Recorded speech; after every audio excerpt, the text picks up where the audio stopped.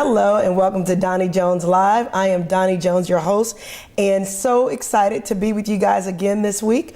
Today on our show, as you know, we're always trying to bring you somebody in the community that's doing great things, making a difference, and of course, today we'll be doing the same thing.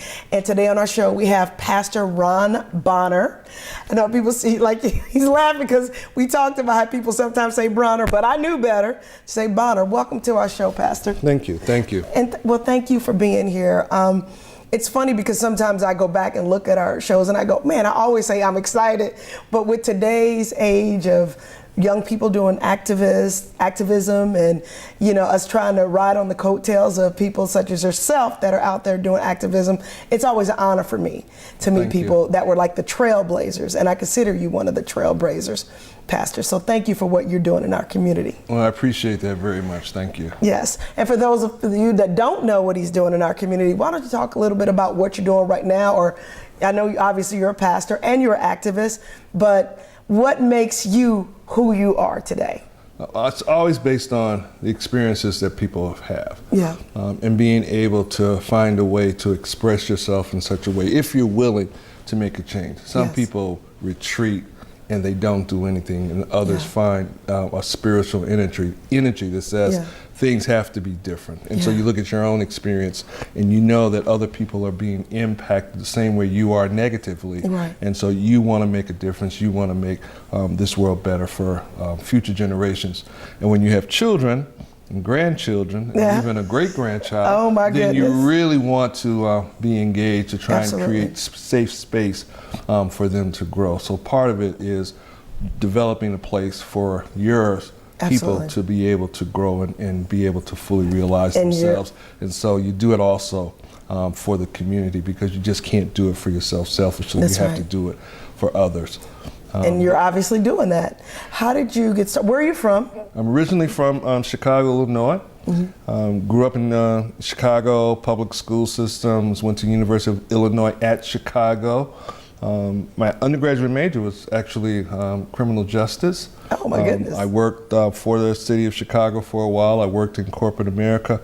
But the activism really comes through my understanding of the gospel, and that God, Jesus, is telling us that we have to love our neighbors. That's right. And love is not selected neighbors, not neighbors who are doing well, but all of our neighbors. Exactly. And we have to try and create that beloved community that Dr. King talked about, which to me can sometimes look at what paradise or what the kingdom or realm of God is about.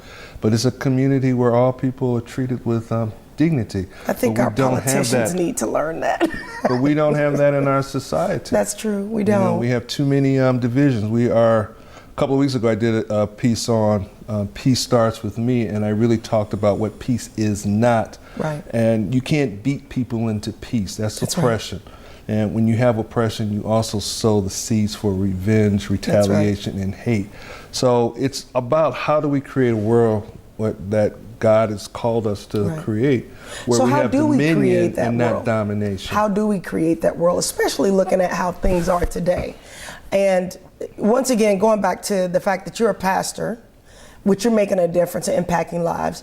You're an activist, you're making a difference in impacting lives, and you're actually speaking up on a local and global scale because you're using your voice.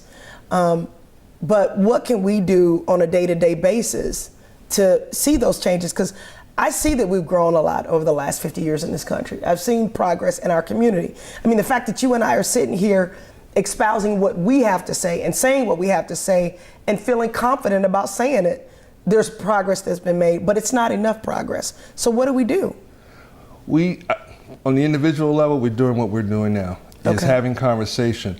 But the key to moving the needle towards racial reconciliation, away from the polarization that is so prevalent in our society today, is to have conversation with people. But we can't have conversations with people whom we like. We have to have conversations with people whom we would never, ever have conversations with. Martin Marty, or Professor Martin Marty, he talks about heretical friendships. And actually in my book, we talk about how do we get there is by having conversations, these heretical conversations with people who would not normally be our friends, engaging them, finding quote unquote common ground, and then being able to move to address some of the serious issues Okay. in our society. I want to piggyback on that. This is your book, actually, right here, right? No Bigotry Allowed. Yes. Losing the Spirit of Fear. Yes. And I think fear is a lot of what keeps us separated. Yes. How do you have that conversation with somebody, let's say a rural person, most likely in most cases a white person, Confederate flag, doesn't like black people, has preconceived notions based on stereotypes and based on maybe their own past history in a few instances. How do you have that difficult conversation to where they open their mind, or we bridge the gap? How do you have that? You have to find some things that are commonalities. I have a friend who's very right-wing. I am positioned as a left-wing person. Mm-hmm. But one of the things we have in common, other than a love for humanity, right. and we have developed a sense of trust because we have been in so many conversations together around these issues of race, even though we still politically are at different ends of the spectrum. We both share a history with the NRA. Okay. When I was a teenager, I was a member of the National Riflemen's Association. Mm-hmm. So that sort of pulled down some of his barriers, some of his walls, because he hasn't met that many black people who are part of the NRA. So we had something in common. Right. In fact, we got to the point where after one of our discussions, we have a group called Honest Conversations. Mm-hmm. About 10 of us who have met over the past couple of years discussing serious issues around race. Right. At one of our last meetings, we actually, after the meeting, after the lunch, went out on his rifle range and fired live ammunition. Right. You couldn't do that the first day. Well, no, you can't do that the first day, and it does take time. So that's the key. Okay. So finding some type of common ground, but even after that common ground, when the right-wing people that vote that direction, they're voting for policies that impact our communities in a negative way. Right. That impact education for our communities and even their own communities in a negative way. So I see us having the conversation, but what do we do to get the needle to move to where they can see the impact of what they vote for and what they do and how it impacts us? That's my concern. That comes from education. I've been working with a congregation in Noonan, and I saw the pastor yesterday who says, "You can't come back anymore." He's the reason I can't come back anymore because he's tired of people quoting me. His congregation, which is predominantly white. Yeah. And the fact that he has said, "Ron, thank you, because my people now understand and they can see their white privilege. And now they have a different lens to view their behaviors through." That's good. So it's working, again, it's working, having these conversations. And more of us need to have those conversations. And helping people to see and not being so dismissive. I understand it can be an energy drain, but it is important to have these conversations with people to help them see how the society is created. The book Animal Farm actually sets up how our society is created. We see it in Animal Farm, and it's what Audre Lorde talks about when she says you can't dismantle the master's house using the master's tools. But you got to understand how the tools work. But speaking of the tools, and I'm glad you mentioned the NRA, because I put a post up a while ago that said, you know what, if all eligible African American men decided to join the NRA, there would be gun regulation in 24 hours. Oh, yeah. But why aren't we doing that? I mean, even though we may not have interest, we could use their rules to impact things that affect our community as well as the nation. Just by doing something like that. Okay, join the NRA. There's a lot of African Americans that love hunting, that love guns, that are, pro-gun sports. Why don't we pick up the baton and go, okay, fine. Even though I may not necessarily want to do this, I'm going to join this because it'll push the needle. It'll move the needle a little bit. Why don't you think we do little things like that can turn into big things that'll impact us? Because we're told that's not what we should do, and we sometimes tend to buy into the wrong narrative. I was sharing with a friend the other day about viruses. Viruses have more impact when they're on the inside of a body and not on the outside. That's right. So what you're saying is, yes, let black people join the organization. I have no problems with that. I think I think that's a great solution, because then you have voice with inside. You can be that virus that can impact that body, and then you can shift the NRA's positions Okay. on several things, especially like having automatic weapons to go Yes. squirrel shooting. That's That right. is ridiculous. It's totally ridiculous. Well, we're going to take a break real quick, and then we're Okay. going to come back. But before we take a break, how do we get in contact with you? You can get in contact with me through my email address, which is P as in Paul, S as in Sarah, 3651 at AOL.com. That's PS3651 at AOL.com. Or you can even call me on my phone, which is 404-718-9711. Again, 404-718-9711. And how do we get that book? The book is available on Amazon. It's available on Barnes & Noble. It's also available in local bookstores. Or they Wonderful. can order it for you. They can order online. Well, we're going to take a break, and we'll be right back to finish our conversation with Pastor Ron Bonner.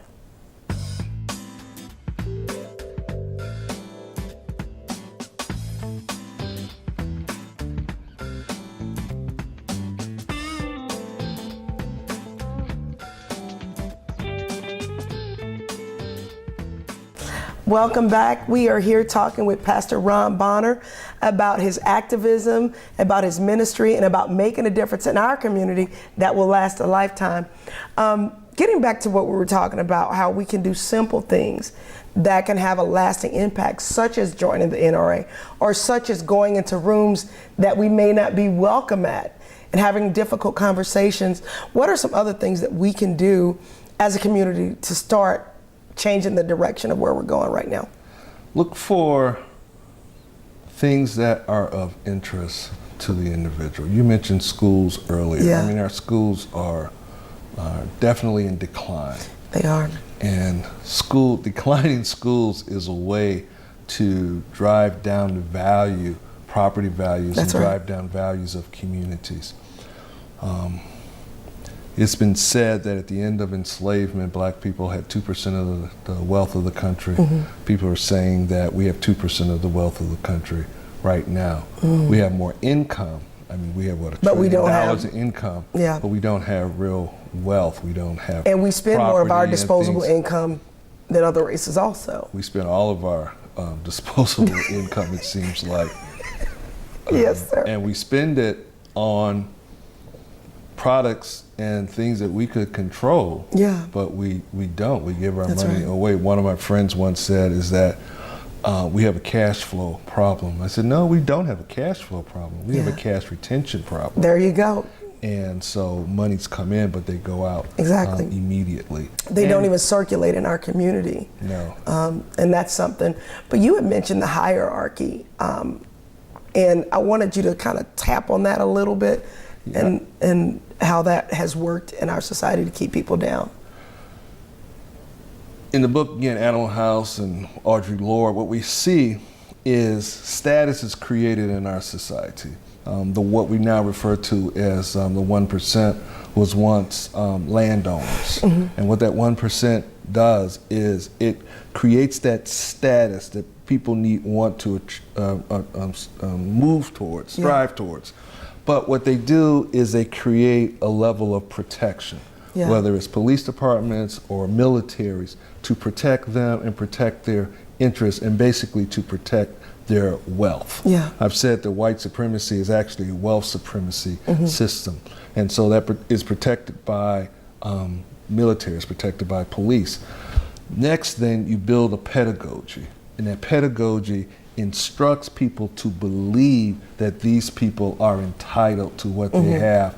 And it creates the narratives that create fear so that we are at war with other people. Whether it's your neighbor, whether it's a person who looks different than you, or a person who lives on the other side of a line drawn on a map. But that pedagogy is there to create these narratives that help to create the polarization and maintain polarization in our society. And then for people who adhere to those narratives, then they are rewarded.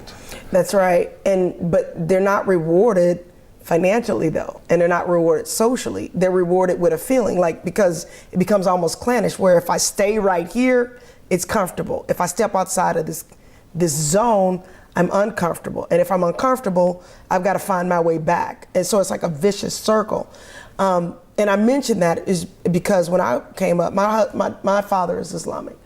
And so, and there was a lot that I agreed with him on, and there's a lot that I didn't agree with him on. But a lot of it had to do with his misinterpretation of the ideology he came up under. But what I did get out of it was that nobody could hold me down, that it's time for me to go get mine. That as a kid, I remember as young as 3, 4, 5 years old, don't go get a job. Don't ever go get a job. Don't even think about getting a job. Don't ever have a job. And I think I got a job when I was 6. I was working with him for a while. Got a job working in retail because he wasn't paying me right. So I was like, okay, well, you said don't go to the job, but you ain't paying me, so I'm gonna get a job. I only did that for a short period of time before I realized, even though I was working hard, I didn't have control over my time and my income. So I eventually became an entrepreneur based on what he told me. Well, not everybody in our community is told that. And we've got to figure out a way, I think, and I think it starts in the church.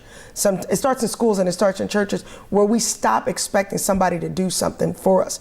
Immigrants come over to this country and they're not looking for a job, and if they do get a job, they get a job as like a busboy or a landscaper, and then they become owners of something, or they become higher up in the company to where they have control over that. How can we implement that in our community when there's only a few of us being told what I was told when I was a kid? Not every kid was told don't ever go get a job. Yeah, my understanding is that still 10% of our community are entrepreneurs. Right. It's really 10% of the larger community that are entrepreneurs. Right. So the same percentage is just they've got history and they've got a system that supports them. That doesn't support entrepreneurs of color. So they tend to be more successful longer, and they have a process of sustainability. And we're talking about immigrants, or are you talking about whites? Immigrants. I'm talking about the dominant culture. Okay. Primarily. You have to remember, Social Security was not designed for us. GI Bill was not designed for us. There was redlining. These all sorts of things did not help us be able to use our ideas the same way other cultures are able to use their ideas. One of the things, though, that people sometimes miss this about jobs and why jobs are so important in the black community is because of the vagrancy laws of the 1800s. What kept black men out of jail was the fact having that they a job. had a job. That's true. Not being an entrepreneur. That's true. And if you go to the lynching museum, majority of black people who were lynched often were entrepreneurs. That's true. So that's where we get this mentality about have a job. Now, in our time, we can refocus again and I on think being you should have a entrepreneurs. job. I really do, because not everybody was made to be an entrepreneur.